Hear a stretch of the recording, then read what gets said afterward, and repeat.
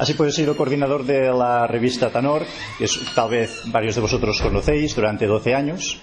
Continúo siéndolo de la revista Día de la Terra, que se ofrece en el contexto de esta feria precisamente. También he sido monitor de yoga durante 3 años. Y sobre todo, diría yo, he tenido una experiencia de vida en comunidad, una comunidad de tinte espiritual durante 12 años, que da un bagaje conciencial bastante interesante, ¿no? Entonces, sobre todo también con lo experimentado y vivenciado con Atanor, pues he tenido la oportunidad de recibir artículos, de hacer entrevistas a multitud de personajes de los considerados como referentes dentro de este cambio de paradigma, de estas nuevas tendencias que se quieren inaugurar. Y creo que lo que es interesante en el caso de cada uno de nosotros es que de los distintos conocimientos, ¿no?, que absorbamos de aquí y de allá, pues al fin y al cabo, todos lo que hacemos consciente o inconscientemente es crear como una síntesis interna de todo aquello que nos llega para crearnos como la mejor filosofía vital posible para avanzar por la vida con el máximo de bienestar que podamos conseguir, ¿no? En este sentido, todos y cada uno de nosotros podríamos salir aquí adelante y explicar a los demás a qué conclusiones ha llegado sobre la vida y qué es aquello que hace para sentirse mejor y también en los momentos difíciles. Es decir, es algo que no es prerrogativa de nadie que se ponga ahí delante, lo puede hacer cualquiera. Pero, bueno, en este caso, pues me ha bendecido el universo, el destino, como digáis, pues en permitirme estar aquí, cosa que agradezco mucho, y vuestra asistencia. Vamos a hacer un paseo por eso que yo llamo mitos. Vamos a ver. Podría haber hablado casi también de creencias. Es que las creencias tal vez somos, diría yo, más capaces como de identificarlas, de saber cuáles tenemos. Pero tal vez hay cosas, ¿no?, concepciones que tenemos tan incrustadas dentro nuestro, en nuestro interior, que nos pasan incluso desapercibidas, pero que condicionan toda nuestra manera de ver y de percibir la realidad. Están tan ancladas en el inconsciente colectivo que he venido a denominarlas mitos. Y resulta que varios de ellos son de cuestionable solidez y además precisamente no nos favorecen mucho en aras de este bienestar que queremos conseguir.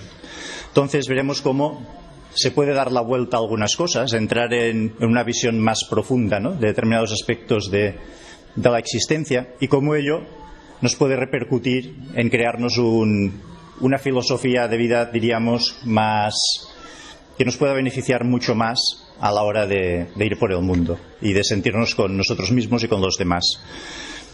Veréis al empezar, en los primeros minutos, me parecerá un poco extraño porque me voy a ir a temas incluso cosmológicos, ¿no?, de cosmología. Y diréis, ¿esto qué tiene que ver con la felicidad? Pero os pediría un poco de paciencia y veréis cómo todo se va hilvanando y al final cómo hacemos un nudo en el paquete y entregamos como el regalo que os quiero ofrecer, ¿no? También avanzar que esto es una síntesis como personal vivencial, no tiene nada que ver con ningún sistema de creencias específico, es la síntesis de muchas influencias. Una vez expresado esto, pues creo que podemos empezar este viaje que os propongo. El primer mito que he reflejado aquí es el de: no creo en Dios o equivalentes, pero busco la felicidad. Entre todas las maneras como podríamos distinguir a las personas humanas, que se pueden establecer todas las clasificaciones que queramos en base a muchísimos criterios, pero aquí me interesa destacar una división fundamental, que sería entre las personas que afirman creer en algo, en una energía superior, en una conciencia superior, en una inteligencia cósmica. Seguramente esté ya muy desfasado el concepto del Dios bíblico, aquel que asemejamos como a ese abuelo con la barba y que nos juzga para ir al cielo o al infierno. Esta imagen está como bastante desfasada ya y seguramente poca gente la conserva, pero sí que ha sido reciclado en una creencia o en un universo inteligente, en un cosmos inteligente, en la vida. Esto sí que hay una amplia expansión de este tipo de creencia, ¿no? Pero sigue habiendo igualmente pues todo un conjunto de humanidad que afirma que no cree, como que no cree en esta inteligencia superior, diríamos, tampoco en la vida después de la muerte, Es decir, es una actitud como de escepticismo en este sentido o de ateísmo. Y establezco un poco esta división fundamental porque es bastante pertinente para el tema que nos ocupa. El primer mito que pongo ahí está como pensado para este segundo tipo de personas, ¿no?, que afirman como no creer. Lo que se da curiosamente el caso, hay personas que afirman no creer como en este orden superior, pero aún así, como todo el resto de seres humanos, vendrían a aspirar a ser o estar felices en su vida. Y se da aquí una circunstancia un poquito curiosa, porque si no creemos en este orden superior, no creemos que venimos de una determinada conciencia, de algún modo somos como fruto del azar. Fijaos, los que conciben que de algún modo todo esto es fruto del azar y nosotros también lo somos, en aras de que creen que de algún modo deberían ser felices. ¿En base a qué? Si su creencia es en el azar, pues van a ser esas personas felices o no en función de qué, pues del azar también, de la casualidad. Seré feliz por casualidad, ¿no? O por lo que sea capaz de hacer en mí mismo, de concebir en mí mismo, pero se verá un poco limitado por eso. En cualquier caso, no podré quejarme a nadie ni pedir explicaciones a nadie en el sentido abstracto de decir ¿por qué me siento tan vacío? ¿Por qué me siento infeliz? No puedo reclamar a nadie porque no creo en nadie en este caso, ¿no? Entonces, si se da esta circunstancia, yo lo que propongo es sencillamente una relajación interior, es decir, no hay nadie entonces que nos mande aquí con la función o la misión de ser felices, entonces relajémonos en lo que sintamos, sea lo que sea, ¿no? Este solo gesto como interno de relajarnos, sean como sean las cosas, ya es interesante de por sí, ya es mucho más probable que esto solo por sí mismo favorezca que podamos sentir y experimentar determinados estados que puedan ser pues más favorables como a un bienestar. Porque precisamente algo que ocurre con el tema de la felicidad es lo que enumero en el mito 2, de que es algo como escurridizo, ¿no? No se puede ir a buscarla directamente. Aquí defino que es deseable conseguir y retener la felicidad, a lo cual hago el comentario de que si pretendo la felicidad directamente me va a eludir, ¿no? Diríamos que la felicidad es como un resultado, como una consecuencia, determinadas actitudes vitales, determinadas comprensiones que acaban como desembocando en esto de la felicidad. Pero si la pretendemos directamente, como que se nos muestra esquiva. La felicidad en sí es algo como abstracto, como etéreo. Voy a hacer una comparación, la compararé con lo que podría ser como el aire o el agua, ¿no? Imaginad que yo estoy en una actitud, pues como he dicho antes, como relajada de aceptación y tengo mis manos puestas en un medio, en que pueden estas manos sentir como una suave brisa pasando por ellas, o pueden estar sumergidas en el agua, entonces noto el tacto del agua, con las manos ahí extendidas. Pero ¿qué ocurrirá si intento coger el aire o coger el agua? Pues va a pasar, el mismo concepto en sí mismo es como bastante absurdo. Pues con el tema de la felicidad ocurre algo semejante. Si pretendo aprenderla, asirla, conservarla, va a pasar algo semejante a que si intento agarrar el agua o el aire, que no tiene mucho sentido, no es un concepto que tenga que ver una cosa con la otra. Tiene que ver la felicidad sí con este fluir, con esta fluidez, con este dejar que la experiencia sea, ¿no? Entonces, estos dos como primeros mitos están pues más dedicados como a este segundo tipo de personas que he anunciado. Pero cuando las cosas empiezan a ponerse más interesantes, es cuando afirmamos que sí que creemos en un tipo de conciencia, en un tipo de orden cósmico, de inteligencia superior. Aquí la cosa se pone muy interesante porque tomamos, por ejemplo, la afirmación de soy hijo de Dios, creado a imagen y semejanza de Dios, o bien soy una emanación de la conciencia cósmica. Sea como sea que concibamos a ese Dios o esa conciencia, los concibimos con una cantidad de atributos maravillosos y magníficos, pura luz, pura sabiduría, puro amor, pura completitud en sí mismo, puro bienestar. ¿De acuerdo? Cuando concibimos con todos esos atributos positivos y a la vez afirmamos que nosotros somos como parte de esto, parte integrante de esto, pero ¿qué pasa? Pasa un poco lo que defino aquí, ¿no? Si yo comparto estas características de la conciencia, por lo tanto merezco ser tan feliz como esta conciencia o este Dios. Pero aquí la reflexión que hago no es lo mismo creer que eres de luz que tenerlo integrado. Hay distorsiones, todo aquello que hay en ti que hace que no creas que eres de luz. Yo diría que, aunque nos denominamos creyentes en estos conceptos, yo diría que es más un anhelo o una voluntad de creencia que una auténtica creencia realmente integrada. Porque diría, si realmente con todo nuestro ser, ¿no?, con toda nuestra profundidad, realmente creyésemos que somos esa conciencia, ese Dios, estaríamos tan identificados con ello que ya tendríamos esa misma plenitud de esa misma conciencia y de ese mismo Dios. Lo que ocurre en realidad es que decimos creer o queremos creer, pero vemos muchas pruebas en la vida que son contrarias a esa creencia. Por ejemplo, somos luz, sí, pero nos vemos opacos. Somos maravillosos, todo sabiduría, todo amor, comprensión, vale, pero resulta que sabemos nuestras partes de ignorancia, nuestras partes de lo que decimos nuestros defectos, los defectos de todos los demás, los defectos de la vida, lo que parece que son las injusticias de la vida también. Y por lo tanto, hay tanto que vemos y experimentamos que es como contrario a esa noción de que somos esa conciencia plena, que esa evidencia choca con eso que queremos creer de que somos esa conciencia plena, choca y lo neutraliza. ¿De acuerdo? Y entonces, ¿cómo es posible, pues, que afirmemos creer que somos todo eso, pero por otra parte nos sintamos internamente lo contrario, o algo que tiene poco que ver con ello? Porque realmente tiene mucho peso la realidad experiencial que estamos teniendo. Es por ello que es interesante si podemos anclar de un modo más celular, más visceral, este concepto de que somos esta luz, esta sabiduría, todos estos atributos de la conciencia.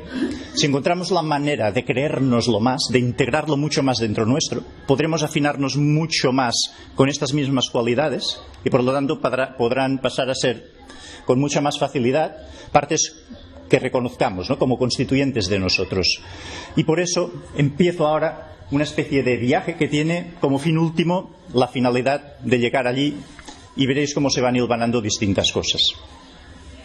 En primer lugar, y en cuanto al hecho de que somos luz, hay ya hoy día como manifestaciones o evidencias desde el punto de vista científico de que esto es así.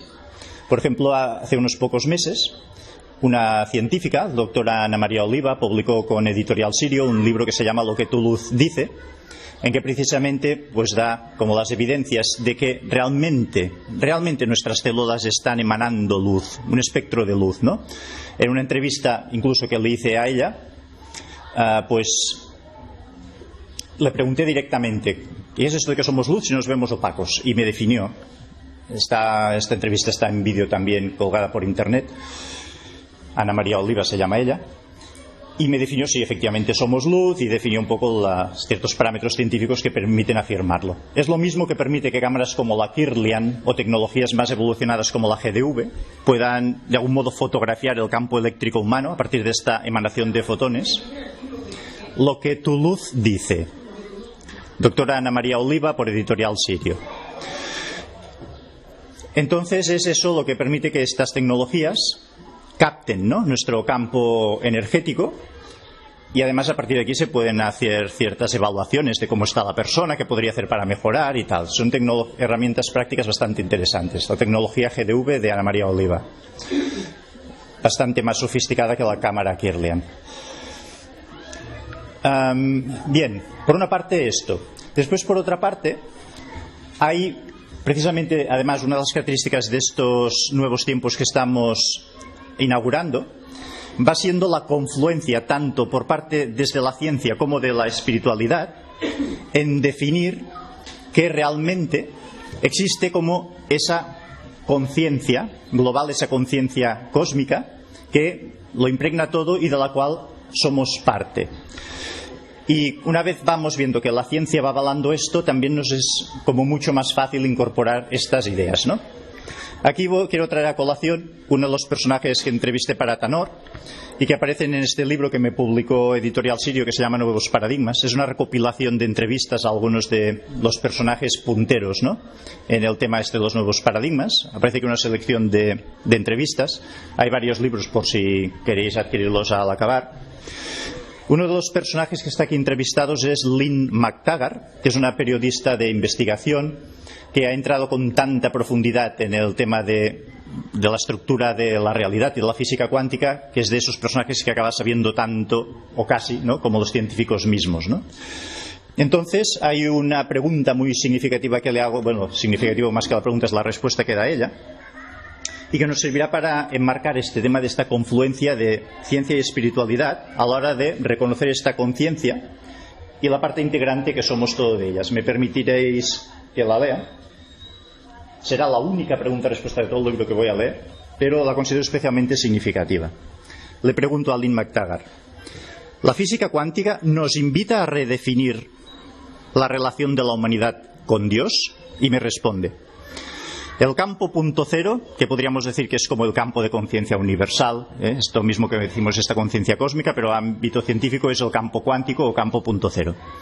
Dice: el campo punto cero no destruye la idea de Dios, sino que por primera vez prueba su existencia al demostrar que una consciencia colectiva más elevada es parte de nosotros. Redefine nuestra relación con Dios porque nos invita a entenderlo como un campo del que somos parte intrínseca. Dios no es otro, el hombre mayor de barba blanca sentado en una nube juzgándonos. Dios somos nosotros y todo lo demás que hay en el universo. Creo que la existencia del campo punto cero pone fin al dualismo. Ya no hay necesidad de tener dos verdades, la de la ciencia y la de la religión. Ahora puede haber una visión unificada del mundo. Entonces, por parte de la ciencia de vanguardia está anclándose todas estas cosas. No deja de ser mensajes igualmente intelectuales según cómo, pero yo voy a hacer un viaje que puede convertir esto en algo mucho más experiencial para cada uno de nosotros. Está bien que existe toda esta conciencia universal. Lo interesante, sin embargo, es esta conciencia cómo va ordenando la realidad, ¿no? Uno de los conceptos científicos que va adquiriendo solidez y que va estando en boga es el concepto de la fractalidad. O iniciáticamente puede ser el principio de como es arriba, es abajo, ¿no? Exponentes de la fractalidad pueden ser científicos como Dan Winter o el divulgador científico Nassim Haramein, que también está entrevistado aquí en este libro. Cuando yo pregunto a Nassim Haramein qué piensa de la multidimensionalidad, de la posibilidad de que haya universos paralelos, múltiples dimensiones, me dice que él no lo comprende tanto así, que no ve este tema, pero lo que sí que ve es como que hay manifestaciones en distintas escalas de la realidad. Esto acabaremos viendo lo importante que es. Me dice: imagínate que tú tienes el tamaño de un átomo. Dice: tienes el tamaño de un átomo, no contemplarás de ninguna manera una realidad como la que contemplas ahora. Dice: seguramente mires por donde mires, verás como algo que tendrá la apariencia como de estrellas, como de un cielo estrellado, pero que en este caso serán todos los demás átomos que habrá alrededor del tu átomo que eres en este caso, ¿no? Pero este átomo, claro, igual es un átomo que está aquí integrado en mi cuerpo, ¿verdad? Pero en la realidad del átomo, ese átomo vive esa realidad, ¿no? Pero a una escala menor. Es lo que decimos la fractalidad, que la realidad se va reproduciendo a múltiples escalas. Entonces está toda esta escala, diríamos, como atómica de los átomos o subatómica, y después esto va creciendo para arriba, ¿no? Es decir, los átomos con las partículas subatómicas construyen los átomos moléculas, las moléculas, en el caso de los organismos vivos, las células los cuerpos humanos. Lo interesante y lo fascinante de ello es la cantidad extraordinaria de orden y de inteligencia que en todos y cada uno de los niveles es necesario para que la realidad continúe tan solo existiendo, ni que sea un milisegundo más, ¿no? Es decir, para que todo el rango de partículas subatómicas tengan ese orden y esa inteligencia que les permita combinarse con las demás para dar lugar a algo tan coherente y ordenado como un átomo, en base a qué se consigue eso, ¿no? tiene que haber algún principio, una inteligencia que lo ordene, porque no es que de pronto y de un modo súper casual aparezca un átomo en el universo no se sabe dónde, como por un azar, sino que habéis la de quintillones de átomos que hay y que pues hacen permanecer su existencia en el transcurso del tiempo, ¿no? Pero es que ocurre algo muy curioso. Estos átomos se combinan en moléculas y después las moléculas se tienen que combinar pues por billones para dar origen a células o a materiales. Y a ver, o aquí ocurre algo, una de dos cosas. O estas moléculas tienen una inteligencia inconmensurable y saben cómo se tienen que combinar entre ellas para dar lugar a todo ese material, o lo saben ellas, o hay algo externo a las moléculas que sabe cómo se van a tener que combinar para dar origen a estos materiales. Sea como sea y sea cual sea, si es un caso o el otro, nos remite a algo absolutamente asombroso, ¿no? Es como si hubiese que hacer un puzzle, pero en lugar de tener 1000 piezas, pues las tenemos por quintillones, ¿no? ¿Cómo es posible ver todo este orden, toda esta ordenación, toda esta maravilla, y aún así, pues tener ciertas dudas o creer que tal vez el azar tiene algo que ver con esto? Es algo que no puede caber en el entendimiento humano. Después llegamos al campo de las células, que las tenemos nosotros también por billones. O las células saben cómo se tienen que juntar con todas las demás para dar lugar al cuerpo humano, o hay una inteligencia que lo ve desde fuera y ve un poco eso cómo se va a configurar. Sea como sea, o en caso no el otro, es necesaria una cantidad de inteligencia ordenante absolutamente espectacular. Y aquí, pues, enlazo con lo que digo aquí en el tercer mito, porque todo esto nos remite a una visión absolutamente asombrosa y asombrada de las cosas, ¿no? Es decir, para que exista ni que sea esta mesa, imaginad, hay todo el nivel de inteligencia de ordenación de los átomos por quintillones, de las moléculas. En el caso de los organismos vivos, además, todo el tema de las células, una cantidad de orden y además por quintillones a cada nivel, que es algo absolutamente asombroso. Imaginad cuánto orden y cuántos niveles de inteligencia en algo, pues como un cuerpo humano, como el de cualquiera de nosotros. Es algo absolutamente bestial. Y es que no es un cuerpo, son millones, y además es un planeta, y además son miles de millones de galaxias. Entonces, ¿qué azar cabe aquí? El solo concepto es ridículo, ¿no? Para mí que el concepto de azar nace de que el ser humano no le gusta sentirse demasiado pequeño ni que no controla. Al ser humano le gusta sentir de algún modo que controla, y entonces por ello dice, de algún modo decide lo que puede ser y lo que no y tal, y se sitúa, ¿no? Ajusta un poco la realidad a lo que es capaz de concebir, ¿no? Pero la realidad está mucho más allá de lo que somos capaces de concebir y no nos tenemos que avergonzar de ello. No es nuestra función aplicar esta mega inteligencia cósmica. Nosotros somos unos delegados de la conciencia cósmica, como veremos, con una función muy concreta y específica. Entonces podemos dejar que haya todas esas otras inteligencias que se ocupen de todas estas otras áreas tranquilamente, ¿no? Pero yo os invito pues a permanecer como mucho más conscientes de toda esta maravilla, de todo este orden implícito, porque ello nos puede permitir una de las premisas más básicas y fundamentales de la felicidad, que es vivir como en estado pues de contemplación y asombro ante todo lo que acontece, ¿no? Esto lo tienen los niños de manera natural, sus primeros años de vida ya viven con una mirada y una visión maravillada y de asombro de las cosas. Y después, ¿qué ocurre? Que el ser humano, una cosa que tenemos es que nos acostumbramos a las cosas y después podemos empezar a considerarlas aburridas. Pero cuando es tan brutal, ¿no?, la cantidad de orden y de maravilla en esto, yo diría que es imposible llegarse a aburrir, porque de la cantidad de maravilla que hay a cada momento a nuestro alrededor. Entonces yo invito a mantener a partir de aquí como esta mirada de maravilla y de asombro, ¿no?, de intentar recuperar un poco esta visión prístina del niño, mantenerla por más que pasen los años para nosotros. Esta parte del niño, como mirar de conservarla, es un pilar importante del tema de la felicidad. Esto a partir de aquí empieza a tener otra serie de repercusiones que vamos a ir viendo. Una de ellas es el tema de nuestro cuerpo, ¿vale? Podemos ver la realidad, como hemos visto, más o menos aburrida, rutinaria, tal. Ya un poco he descartado este concepto, he intentado ponerle ahora como otra visión.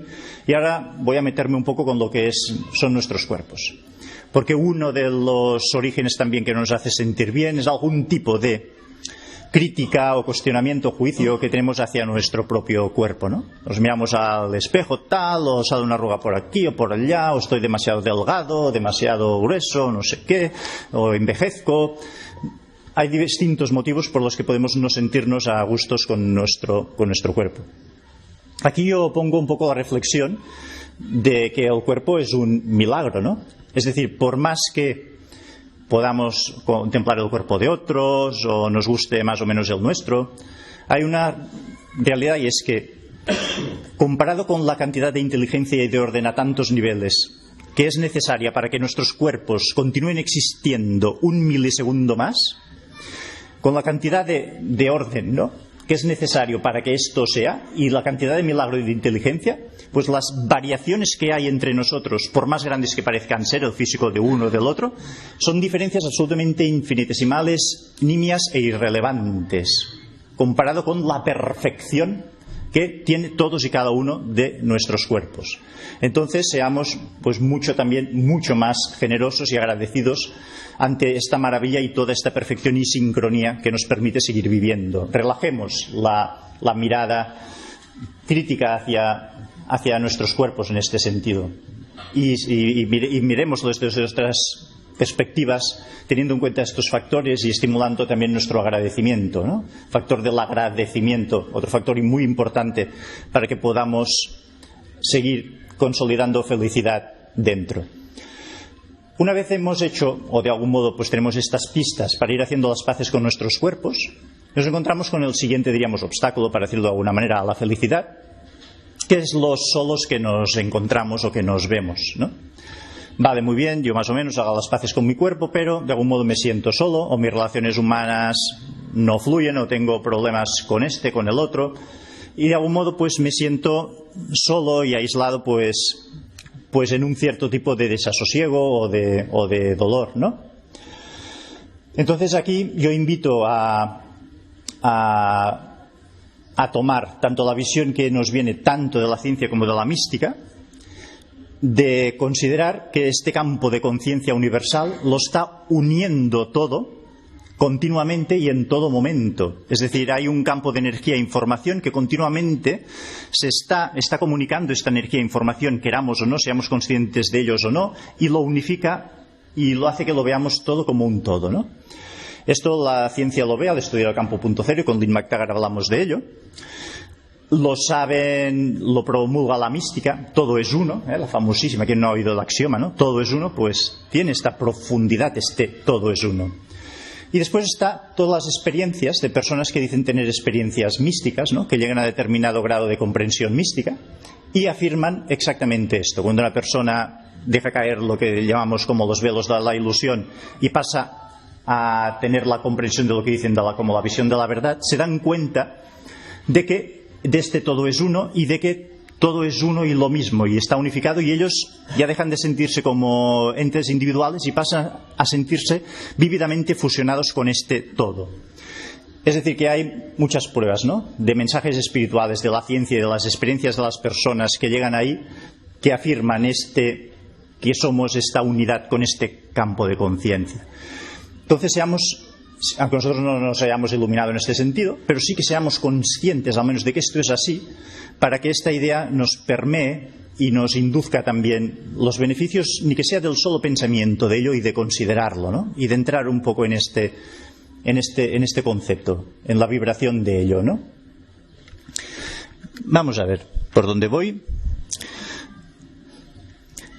Un segundo punto quiero desarrollar en relación con el punto 6, que puede empezar a resultar un poquito más sorprendente, que es lo que sigo explicando aquí nos parece que estamos muy apegados a nuestros cuerpos, pero esto no es tan así. Con lo que nos identificamos más es con nuestro mundo emocional y usamos el cuerpo como herramienta para procurarnos confort emocional. Puede parecer un poco sorprendente esto, pero vayamos un poquito a lo profundo en esto, porque vale la pena, ya veréis. De entrada, y si no voy mucho más allá, digo, pues al fin y al cabo soy yo. Aquí tengo una piel y soy yo y aquí estoy, ¿no? Por más que esta conciencia cósmica y todo esto. Bien, pero mira, yo os invito a cuestionar lo siguiente. Para sentirnos, cuando nos sentimos realmente identificados y en comunión con algo, es porque lo conocemos muy profundamente, sentimos una comunión muy íntima, muy profunda, muy de amor con ello. ¿Ocurre esto realmente de nosotros con nuestros propios cuerpos? Miremoslo como objetivamente esto. En realidad nuestros cuerpos son nuestros grandes desconocidos. Nunca hemos visto nuestro cuerpo por dentro. Podemos tener una idea más o menos teórica de la forma de ciertos órganos. Jamás hemos visto uno solo de nuestros órganos nosotros mismos. Algunas radiografías nos han hecho, nos pueden dar una pista de algo. Hemos asistido a clases de anatomía, hemos visto documentales, tenemos una idea más o menos de lo que hay por dentro de nuestro cuerpo, pero es un universo aparte, es algo que nos es desconocido. Vivimos ajenos a ello. Nosotros vivimos implicados ¿con qué? Con nuestro accionar, con nuestro interaccionar con el mundo. Con eso sí que vivimos implicados y en relación y despierta nuestro interés y estamos ahí. Pero con nuestros propios cuerpos, los usamos, estamos en ellos, pero vivimos mucho más hacia afuera que hacia adentro. Igual en un momento dado hacemos alguna meditación, hay alguna meditación para los órganos también, intentamos repasarlos mentalmente. Bueno, momentos muy puntuales, quien lo haga si alguna vez lo ha hecho, pero si no, no tenemos realmente esta identificación, esta cosa tan grande con nuestro cuerpo, no la tenemos como para después decir, pues soy yo y me acabo aquí y yo soy este y tal. No, estamos defendiendo algo ilusorio en realidad, no tenemos esta comunión con nuestros cuerpos. Entonces, lo que nos interesa de nuestros cuerpos esencialmente y la relación que esencialmente tenemos con ellos son dos. Por una parte, eso sí, intentar que tenga salud para no sufrir, para no ponernos enfermos, incluso por miedo a la muerte, pues que los órganos se conserven sanos y tal, ¿no? Por este miedo al sufrimiento, a la muerte, intentamos llevar estilos de vida saludables porque nos conviene, no por esta sensación de intimidad amorosa con el cuerpo, sino porque nos conviene, para evitar este dolor. Y después, en otro ámbito, para que ofrezca a nuestro cuerpo un cierto tipo de imagen hacia afuera que nos permita ser aceptados por el grupo, aceptados por los demás. Entonces ahí procuro que mi cuerpo no se desvíe demasiado de ciertas características que lo harán ser bien aceptado socialmente. Y esencialmente nuestra relación con el cuerpo se limita a estas dos áreas: que esté sano, por miedo, por una cuestión emocional de miedo al dolor, y que ofrezca una cierta buena imagen para ser acogidos por los demás, otro componente emocional de evitar este rechazo y esta soledad, ¿no? Incluso si ahora, por ejemplo, hiciésemos una pequeña práctica, que no tenemos tiempo de ello, pero imaginad que la hiciésemos, ¿no? Podéis, aunque no la tengamos tiempo de hacerla, pero enseguida intuiréis de qué consiste. Si ahora cerrásemos los ojos unos momentitos y procurásemos sentir nuestro cuerpo, incluso podéis hacerlo porque no cuesta nada, son unos segundos, y cerramos los ojos. Y si cerramos los ojos y estamos ahí con nuestro cuerpo, habrá alguna cosa que sentiremos de nuestro cuerpo. Algún contacto con la silla, si algún intestino se queja de algo, o el latido del corazón, algunas cosillas de nuestro cuerpo percibiremos, algunas. La inmensa mayor parte de nuestro cuerpo no, solo algunas, muy pocas. Y en cambio ocurre también lo contrario, que es que muchas cosas que no son tu cuerpo sí que están en tu campo de conciencia y de lo que percibes. Es decir, todos los sonidos que llegan hasta ti en este momento, los olores que pueden llegar hasta ti, y si abres los ojos, aquello que llegas a ver. Es decir, que creemos de entrada, ¿no?, que tenemos toda esta identificación con el cuerpo, pero en realidad la mayor parte de nuestro cuerpo no nos ocupa de nada, y en cambio lo que consideramos externo, este no soy yo, es externo, pero sí que nos ocupa. Es curioso esto, porque aquí vemos como que se diluyen las fronteras entre lo interior y lo exterior.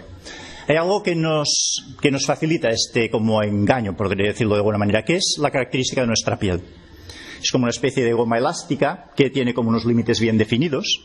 Ahora os pongo una hipótesis. Imaginad que en lugar de esta piel tan bien definida, tuviésemos como recubrimiento, como exterior, como un vapor, como una especie de vapor de agua, como un vapor que fuese vaporosa la piel, en lugar de algo pues así como más elástico, ¿no? Entonces, ¿dónde definiríamos nuestros límites? ¿Dónde diríamos que nos acabamos realmente? si no hubiese esta frontera clara? Pues igual tendríamos un concepto de nosotros mismos y del entorno muy distinto. Fácilmente podríamos decir, hombre, pues yo me acabo hasta donde alcanzo a ver, ¿por qué no? O hasta donde alcanzo a oír, pues allí me acabo yo, ¿por qué no? O hasta donde alcanzo a imaginar, ¿por qué no? Puesto que no estoy viendo estas fronteras de mi cuerpo. Y esto no solo no es descabellado, sino que además la realidad tiene mucha relación con ello. Estas personas que tienen este tipo de experiencia mística, muchas de ellas reportan que ven diluirse las fronteras de sus propios cuerpos y se ven que sus propios cuerpos se confunden con todo lo que hay alrededor. Y tienen esta experiencia al tener estas como iluminaciones místicas. Lo ven y lo experimentan y dicen, esta es la verdad de las cosas, tienen esta comprensión. Es decir, que no estoy hablando sino sencillamente estoy como yendo un poquito a lo profundo de las cosas, no inventándome. ¿Esto qué repercusión tiene? Pues mirad, os invito a que nos sintamos mucho menos este yo y con mis sufrimientos y con lo que está dentro de mí, porque en realidad estamos como mucho más en comunión, ¿no?, con todo este exterior. Pues vivámonos mucho más en contacto con este exterior. Y si el exterior es como una proyección de mí, pues reparta yo bondad, benevolencia hacia este exterior, mírelo con este asombro, con este cariño. Hemos dicho que la felicidad no es aprehensible directamente, pero indirectamente sí. Entonces, si yo a este yo exterior le ofrezco esta maravilla, este buen trato, esta amabilidad, esta cosa, pues se reflejará en mí también como recibiendo yo esta amabilidad y esta misma mirada amorosa que estaré ofreciendo fuera. Entonces, hagamos mucho más de este concepto de que somos nosotros y nos encontramos aquí tan limitados. Os invito a esto y a tener esta mirada, pues, a ofrecer a este exterior, pues, esta benevolencia como si fuese, porque es realmente una parte más de vosotros mismos. Pero así como nuestro cuerpo nos cuesta verlo porque está aquí muy encerrado, pero el exterior sí que lo podemos ver con facilidad, ¿verdad? Pues honrémoslo como nos gustaría honrar a nuestro propio cuerpo de piel hacia adentro. Y esta es como mi invitación en relación con este punto. Esto enlaza mucho con el punto 7 de la felicidad es algo personal, a lo que replico que la felicidad es algo que compartes, ¿no? Es decir, si mis propios límites no están claros, pues yo quiero ser feliz, yo. ¿Qué quiere decir yo? ¿De piel hacia adentro? No, yo quiero, en lugar de decir yo quiero ser feliz, puedo decir yo quiero la felicidad de mi yo por dentro y mi yo por fuera. Quiero que el universo sea feliz. Quiero la felicidad por doquier. No yo de piel hacia adentro, porque ya hemos visto que no está clara la frontera. Por lo tanto, conciba yo la felicidad como algo mucho menos personal que tengo que retener de piel hacia adentro. Concíbalo como algo que ya está ahí, como algo mucho más expansivo, ¿no? Y por lo tanto también fomente yo las interacciones, las relaciones humanas, en lo que realmente son como de esta extensión de mí mismo. Aquí en una de las entrevistas que hago al Impactar, porque le hago dos en este libro, una es a raíz de su libro que se llama El vínculo, que explica realmente la gran importancia que tiene crear sentimientos de vínculo y de comunidad con los demás, ya no solo a nivel del bienestar de uno, sino incluso a nivel de salud. Hay, por ejemplo, el caso de unos japoneses que, llevando exactamente el mismo estilo de vida, exactamente en Japón o emigrados a Estados Unidos, pues tienen unos índices, unas repercusiones en la salud absolutamente distintas en función de si están pues entre su gente, entre su colectivo humano, o si están pues ahí como un gueto separado y no sienten esta conexión. Comiendo lo mismo y llevando pues un estilo de vida igual, pero tiene una grandísima repercusión el tema este del vínculo con los demás. Y yo diría incluso también con la naturaleza, con todo aquello que nos hace sentir pues en compañía y en expansión de este yo que somos nosotros. Por lo tanto, es una invitación también a no encerrarnos en nosotros mismos, a interaccionar, pero viendo a los demás pues como partes de mí mismo, ¿no? Que es la manera mejor como voy a interaccionar bien y en profundidad. Ahora vamos a otro punto más. Vamos a dar un pasito más en esto todavía.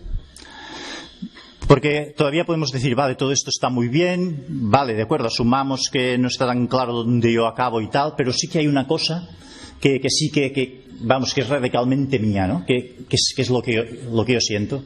Vamos a ver, yo estoy aquí en mi rincón sintiendo este dolor, esta pena, esta cosa, y no lo siente esta silla de al lado, lo estoy sintiendo yo, y ¿qué me cuentas tú de que soy uno con más allá de esto? ¿De acuerdo? Pues vamos a examinar este reducto que nos queda de nuestra individualidad también. Os invito a un pequeñito ejercicio. Os pediría que, bueno, con ojos abiertos o cerrados, tal vez mejor cerrados, que remitáis con algunas palabritas que os diré, pues el tipo de sensación que os evoca, ¿de acuerdo? Tristeza, alegría, angustia, paz, miedo, libertad,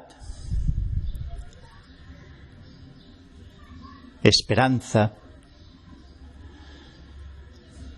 Con estas bastan, no hace falta seguir diciendo más, tampoco tenemos mucho tiempo, pero esto basta para lo siguiente. Mirad, las palabras son entes abstractos, tanto si las escuchamos como si las leemos, son esencialmente entes abstractos.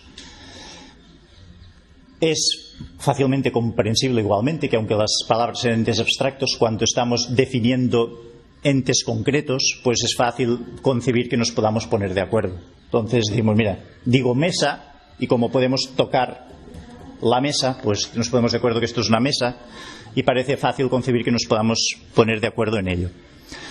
Pero fijaos, las emociones son entes abstractos, son imposibles de señalar con ningún dedo. Las palabras también son entes abstractos. Es abstracto con abstracto. Ninguno lo hemos visto nunca. Y sin embargo, ¿qué está ocurriendo? ¿Qué ocurre? Pues ocurre, sin embargo, que nos entendemos. Significa que yo digo tristeza y todos vosotros sabéis con qué asociáis la tristeza. Os digo alegría y todos vosotros sabéis con qué asociáis la alegría. Y os aseguro que aquello con lo que lo asociamos, igual le ponemos imágenes distintas en función de las experiencias que hemos tenido en la vida, pero el sentimiento, la emoción en sí misma será esa, será la misma para todos. Entonces yo invito a la siguiente reflexión. ¿Será que estos famosos sentimientos, emociones que considero tan míos ¿será que no son tan míos en realidad? ¿Será que los compartimos? ¿Será que sencillamente existen? ¿O es que acaso no había alegría, tristeza, angustias? ¿No existía todo esto antes de que naciésemos en el mundo?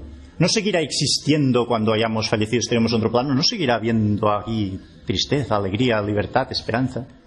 ¿O sí? Más bien parece que sí. En esta analogía que decía de la realidad de distintas escalas, permitidme ahora hacer la comparación con el mundo celular. Nos explican, por ejemplo, películas como ¿Y tú qué sabes? Pues que a raíz de determinadas emociones, lo que hace el cerebro es desencadenar como un río, como una luz de péptidos, de unas sustancias. Y entonces están las células nuestras que tienen unos receptores para esas sustancias. Se nos explica ahí, por ejemplo, en esta película. De modo que se liberan los péptidos de la ira, por ejemplo, y entonces hay pues muchas células ahí que tienen estos receptores de la ira y asumen estos péptidos de la ira, y entonces las mismas células se sienten iracundas. Ahora imaginad que cada célula se autoconcibe como un individuo único y que solo yo experimento eso y tal. Imagínate una célula diciendo, experimento ira y soy la única que experimenta ira en este mundo. Y dirá, bueno, sí, pues aquí tienes unos cuantos millones de células más que están experimentando la misma ira que tú y es la misma.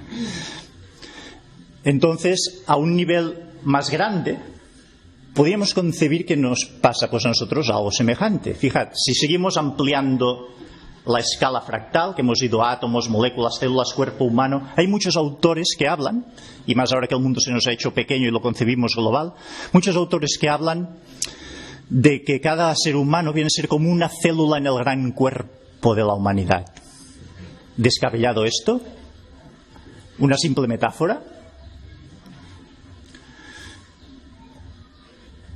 Os invito a considerar lo siguiente. Imaginaos que sencillamente todas estas emociones que podamos concebir, imaginaos que sencillamente existen, en el cosmos, en el campo de conciencia cósmico existen, y nosotros pues tenemos unos determinados receptores que hacen que las recibamos, igual que las células tienen esos receptores para las emociones. Pues ¿por qué no? Como es arriba es abajo, ¿no? ¿Por qué no? ¿Por qué no? Y en cuanto a esto de que somos células del gran cuerpo de la humanidad, os invito a reflexionar también el nivel de coordinación que existe entre nosotros. Se necesita una coordinación entre las células, ¿verdad?, para constituir un cuerpo, y nosotros, ¿estamos coordinados entre nosotros o no?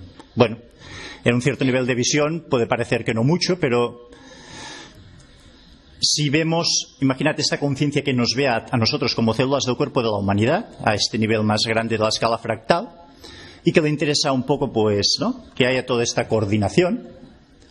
Y aquí es donde yo os invito a preguntaros bien, ¿y todo el maravilloso y mágico mundo de las casualidades, de las sincronías, estos encuentros mágicos que tenemos con los demás y que tal vez determinan el rumbo de nuestras vidas hacia algún sitio? Hay muchos autores que hablan ya no es de que cada individuo como individualmente evolucione, sino que se habla de una evolución colectiva como humanidad. Se dice que, y todo también que se ha dicho del 2012, del cambio de frecuencia colectiva de la humanidad, pero cómo podríamos evolucionar, ¿no?, y cambiar de frecuencia colectivamente si fuésemos tan individuales, tan aislados.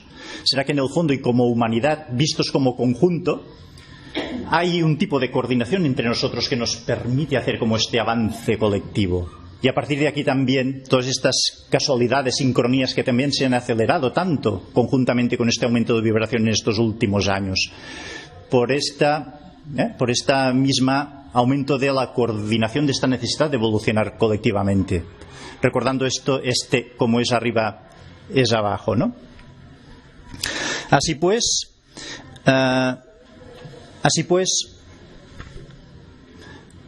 cuestionemos ya este último reducto de nuestra individualidad, que son nuestras emociones y tal. Existen y experimentamos unas u otras.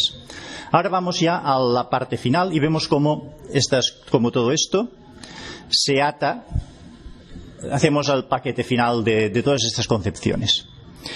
Imaginad que yo soy un empresario. Vamos a hacer la analogía con un empresario. Soy un empresario, dispongo toda una oficina maravillosa, todo de mesas súper guapas, ordenadores fantásticos, todo el espacio muy bien iluminado. Bien, ¿qué falta ahí? Yo diría que faltan los trabajadores, ¿no? Gente que venga ahí a trabajar, que saque un rendimiento de todo eso y que después al final además acabe produciendo como unos beneficios de ello. Porque si no es absurdo, ¿por qué he dispuesto yo todo ello, todo eso, ¿no? Pues como es arriba es abajo. Tenemos aquí una inteligencia cósmica que ha ordenado quintillones de átomos, de moléculas y billones de células para dar lugar a nuestros cuerpos, y además por arriba una inteligencia ordenante que más o menos va velando por nuestra evolución colectiva y tal. Y vamos a ver, ¿y esto en aras de qué? ¿En aras de qué tanta inversión? Con esta metáfora que hago del empresario. ¿A santo de que tanta inversión en la oficina, en el entorno? ¿A santo de que tanta inversión en todo ello? Si no fuese para nada. Si no fuese para nada sería como yo, como empresario, preparo esta oficina maravillosa y me olvido de contratar a los trabajadores. Es decir, hay toda esta inversión de inteligencia a todos estos múltiples niveles de planos, pero será para algo. Será para algo. Pues igual que estos trabajadores vienen a la oficina, será que nosotros bajamos aquí como almas, ¡pum!, y nos encontramos dentro de estos cuerpos, ya somos trabajadores de la oficina. Y entonces, ¿qué se espera de todo trabajador? Pues se espera que cumpla su trabajo y que lo cumpla lo mejor posible, ¿verdad? Bien, nos dicen, pues desde la mística, y por ejemplo un personaje como de la mística moderna, que ha adquirido mucha relevancia en España en estos últimos tiempos, como es Emilio Carrillo, que también, por cierto, está entrevistado aquí en el libro, y que además y casualmente está en Barcelona este fin de semana, que nos dice que lo que tiene que hacer el ser humano es vivir, que su función, su trabajo, este jefe, este patrón universal nos paga para vivir. Y podemos decir, bueno, fácil, ya vivimos, ¿no? Ah, bueno, ¿vivimos realmente? Fijaos, vivir implica vivir y significa asumir las experiencias y sacarles todo el sabor vibracional y vivencial de esas experiencias. ¿Es eso lo que hacemos? Cuando tenemos un momento así de dolor, de angustia y tal, ¿qué nos dicen nuestros amigos o qué nos decimos a nosotros mismos? Tú tienes que distraerte, ¿no? Entonces el amigo te saca a paseo, te saca a bailar un poco. Aquí suena la música, ¿verdad? O si no, en el peor de los casos, pues no sé, o nos tumbamos ahí en la televisión, o peor aún, nos volvimos adictos a algo que compense de algún modo este vacío. ¿De acuerdo? Es decir, nos hemos distraído. Siempre que optamos por la opción de distraernos, dejamos de vivir, dejamos de realizar nuestro trabajo, dejamos de tener esta experiencia en profundidad. Los meditadores profundos de todas las épocas, desde Buda y que ahora se ha derivado más en todas las técnicas de mindfulness contemporáneas, nos hablan, siempre que no les pedimos una receta pues para reciclar estos sentimientos de dolor que tenemos, nos dicen: estate tú con este sentimiento, con esta angustia, con este dolor, está con ello, permite que se haga grande, que viva dentro de ti, pero tú no reacciones, permite tal, y después eso pasa a convertirse en otra cosa. Si estabas triste, pasas a sentir alegría, pasarás como a sentir el contrario, ¿no? Estás en desasosiego, sentirás paz, y nos dan esta instrucción. Fijaos que ello significa que no nos hemos distraído. En lugar de distraernos, pues nos hemos anclado en esta experiencia y le hemos sacado todo el jugo, hemos ahí aprendido. ¿Y qué ocurre? Acabamos de ver también que no somos tales entes individuales, sino que formamos parte de este colectivo mucho más amplio. Entonces, ¿qué pasa? Pasa que en el momento en que yo tengo una experiencia profunda en profundidad, esta experiencia no queda para mí solo, sino que se enriquece de ella todo el campo de conciencia que hay. ¿De acuerdo? Es decir, doy beneficios al empresario, doy beneficios a toda la empresa, no trabajo específicamente para mí. Es un trabajo que hago como sonda o como delegado de esa conciencia o divinidad para esa conciencia o para esa divinidad. Y entonces, con esta actitud mía, puede absorber, puede aprender de eso. Porque esa conciencia y esa divinidad quiere aprender del amplio abanico de experiencias, de todos los extremos, porque como totalidad le interesa tener la experiencia de todo, como totalidad lo integra todo, nos manda para vivenciar eso, tenemos la actitud correcta, y si pues realmente no rehuimos de nuestro trabajo y lo hacemos, le damos esta experiencia, esta conciencia o este Dios, y después ¿qué ocurre? Pues que la cosa no termina ahí. Pasa que cumplimos bien nuestro trabajo, y cuando hacemos bien nuestro trabajo pues recibimos nuestro sueldo. ¿Cuál es nuestro sueldo en este caso? Pues la manera como nos paga la conciencia es dándonos parte de sí misma. Esas cualidades de sabiduría, de bienestar, de paz interior, de alegría, tal, no son como opuestos de las cualidades negativas, sino son atributos reales de la consciencia, que una vez está satisfecha de que ha absorbido esta experiencia vital a través nuestro, pues nos da de sí sus propios atributos. Así que esa tristeza que se convierte en alegría realmente se convierte en la alegría o en la paz de la consciencia misma. Es como el sueldo que nos da por haber realizado bien nuestro trabajo en esta metáfora que hago. Después, además, y si realizamos muy bien nuestro trabajo repetidas veces, ¿qué ocurre cuando uno hace pues muy bien su trabajo repetidas veces? Pues lo más probable es que opte a un ascenso, ¿verdad? ¿Cuántos estáis familiarizados con el concepto de ascensión? O de que la humanidad asciende, o de que vamos ascendiendo hacia otro plano. ¿Os sonará familiar? ¿Qué ocurre con esto de la ascensión? Ocurre que a base de ir realizando pues este trabajo, estos receptores que tenemos, ¿no? Nosotros células, estos receptores que tenemos de las emociones esas más bajas o más negativas y tal, los vamos como neutralizando, los vamos como apagando, y abrimos receptores a otras emociones de otra calidad o de otra vibración superior, en que el dolor no es tan dolor y en que la alegría y los aspectos más luminosos y positivos pues son más luminosos y positivos. Exactamente igual que ocurre con las células cuando tenemos pues una actitud de centrarnos y de dejar las adicciones y estas cosas, que las células hacen exactamente eso, apagan esos receptores de las emociones más chunguis y se abren a receptores de emociones de otro nivel y de otra calidad. Pues como seres humanos, con este campo de conciencia, igual. Así que, pues, en un momento en que estamos en esta actitud, ¿de acuerdo?, procesamos esto y nos vamos abriendo como receptores a emociones de una calidad superior. Entonces yo, tal como se dice en el mindfulness y meditación, sí, estemos presentes con estos sentimientos y tal, pero yo además os digo y os invito a vivir como regalando todas vuestras experiencias, queriéndolas saborear al máximo, y las positivas también, no nos olvidemos de saborear al máximo y con máxima conciencia lo positivo, para ofrecérselo a esta conciencia que se nutre directamente a través de esta experiencia nuestra. Y vivir así lo cambia todo. Os afirmo yo así, que vivir así, dejando de estar así como con esta individualidad y en cambio abiertos a ofrecerlo todo a esta conciencia, cambia la experiencia de la vida. Y por lo tanto esta ya es como el último paquetito con el lazo que os quería entregar para finalizar ya con esta charla. Entonces, pues ya hemos acabado. Solo indicaros que tengo previsto de abrir pues unos talleres en base a esos temas de esos mitos que hemos desarrollado y otros mitos más que es posible desmitificar, hacer más prácticas, profundizar en ellas. Personas que estéis interesadas, aquí en la hoja que he puesto está mi web, podéis visitarla o incluso tal vez mejor escribirme un correo electrónico, los que podáis estar interesados, pues para recibir la información, si es el caso.